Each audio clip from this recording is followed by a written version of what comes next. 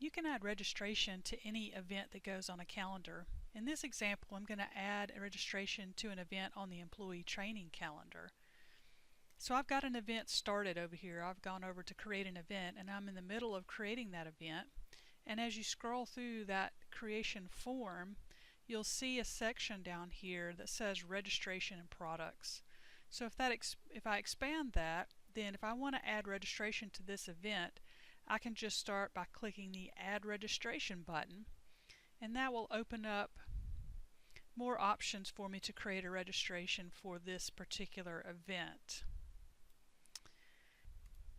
So you'll want to start by entering a name for the registration, and then you want to enter a description for this particular, what the user is doing. They're reserving a seat at this particular workshop.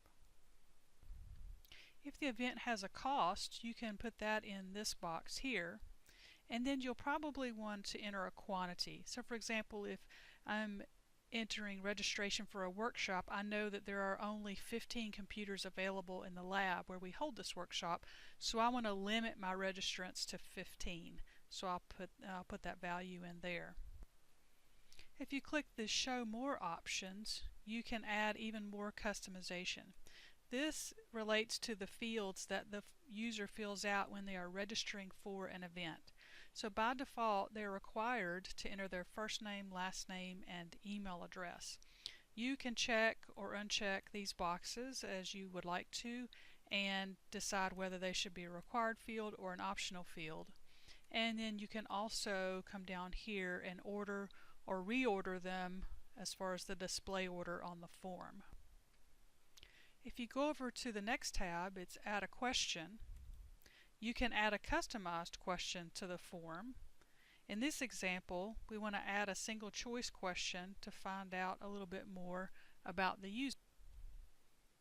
So I'm going to ask them to indicate their primary role at the university. And I'm going to make this a single choice field, and they can either choose whether they're faculty, staff, or student. And then I'll hit the Save button to save this particular question.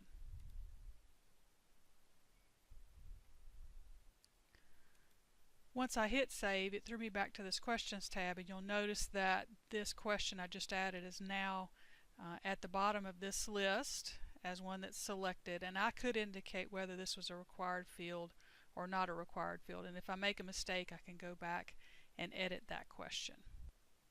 If you want to continue adding more questions, you can go back over to the Add a Question tab and continue to add text, checkbox, single or multiple choice questions there. The next tab is Sales Date, and that usually won't apply to us. However, if you do want to stop registration before the event starts, you could say that 8 hours before the event starts I don't want anybody else to be able to register, then you can go into the Stop Selling and fill out that particular field. Then on the Advanced tab you can choose whether or not to use a wait list for your registrant event or not.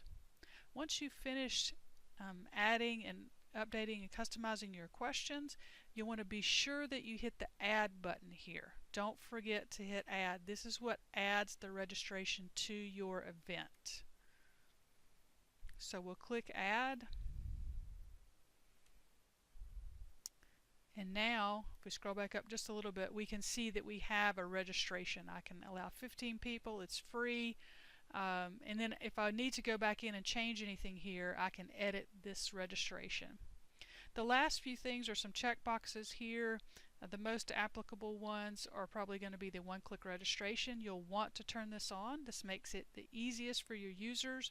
They don't have to go through a confirmation screen. They can just fill out the information, and they fill it out right in the event itself and then submit their registration.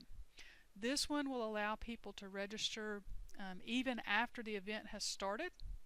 This actually is kind of handy because, for example, if you have a workshop and you want to allow walk-ins or have a user that has just called by phone but maybe they didn't register, then you can register them or allow them to register themselves even after the workshop has started.